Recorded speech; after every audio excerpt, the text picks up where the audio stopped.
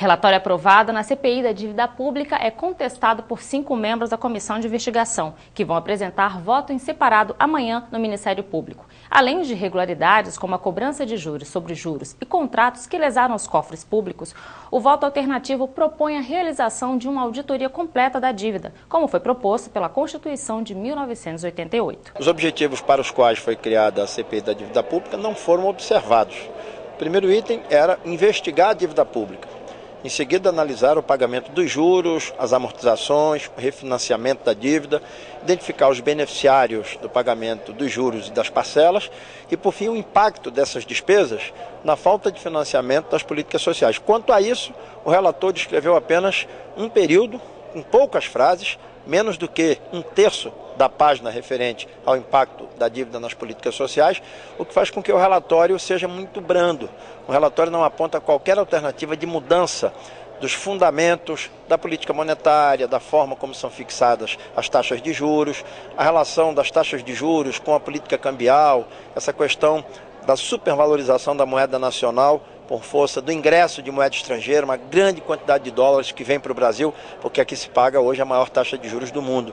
Então todos esses fatores levaram a que rejeitássemos o relatório oficial e vamos encaminhar ao Ministério Público Federal o voto em separado, com toda a fundamentação, com todas as tabelas, com todas as ausências, objeto da falta de respostas do Banco Central e do Ministério da Fazenda, e vamos reconvocar aqueles economistas que aqui estiveram com propostas muito claras para mudar-se a política monetária e, consequentemente, apresentaremos novos projetos de lei, criando novas diretrizes para a política monetária, para a política cambial, fazendo com que o Brasil passe a dominar a dívida pública, e não a dívida pública dominar o Tesouro Nacional. Há fortes indícios de que parte da dívida externa e parte da dívida interna teriam sido contratadas de costas para a Constituição Federal. O próprio Senado não definiu ainda os limites de endividamento para a União, e é lastimável nós assistirmos o depoimento do ministro Mantega, na semana em que se comemorou o 10º aniversário da Lei de Responsabilidade Fiscal, declarando que não quer o estabelecimento de limites ao endividamento da União.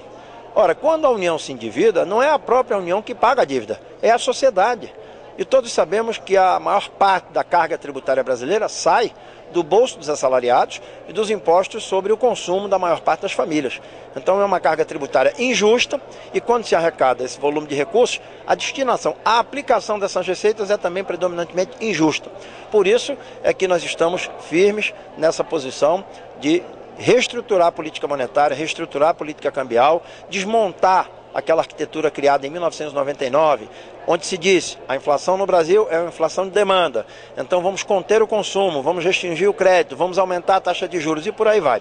Está provado que a inflação no Brasil não é uma inflação exclusivamente de demanda, e se fosse, você não muda a relação da oferta e da demanda impedindo a produção.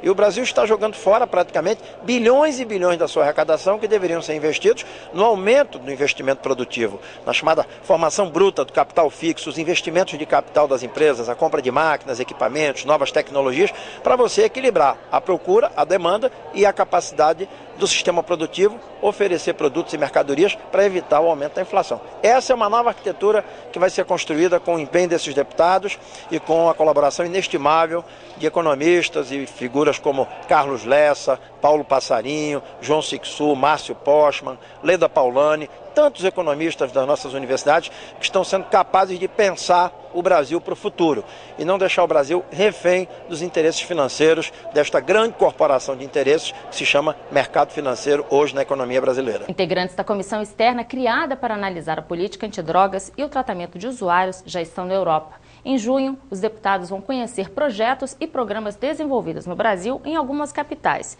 E numa terceira etapa, será promovido na Câmara um seminário internacional para discutir o tema com especialistas brasileiros e estrangeiros. Nós vamos visitar esses 3 países para conhecer in loco as políticas sobre drogas que Portugal, Holanda e Itália praticam, a fim de revisar a legislação brasileira e a fim também de propor ao governo federal mudanças no nosso sistema público de prevenção e de tratamento dessa questão da drogadição. Especialmente depois da propagação do crack, nós tivemos consequências muito negativas para milhares de famílias brasileiras. que vivem esse drama de ter um dos seus membros envolvidos com esse problema do crack. O sistema público de atendimento e a rede privada também não têm oferecido condições eficientes de tratamento e de recuperação. E há políticas públicas desenvolvidas nesses 3 países com as quais o Brasil, tenho certeza, tem muito que aprender. Depois dessa etapa internacional, a nossa comissão percorrerá 6 capitais brasileiras. Vamos começar em Fortaleza, depois vamos a Recife, estaremos logo após em Salvador, Rio de Janeiro, São Paulo e finalmente em Porto Alegre, em que nós queremos visitar projetos, programas bem-sucedidos nessa área, a fim de conhecermos exemplos de tratamento e de recuperação de usuários de drogas. E finalmente, no mês de julho, na primeira semana de julho, nós realizaremos aqui na Câmara dos Deputados, em Brasília, no auditório Nereu Ramos, um seminário internacional, trazendo para o Brasil especialistas no trato desse tema do Canadá, dos Estados Unidos e de países europeus, a fim de discutir com os especialistas brasileiros soluções para este problema.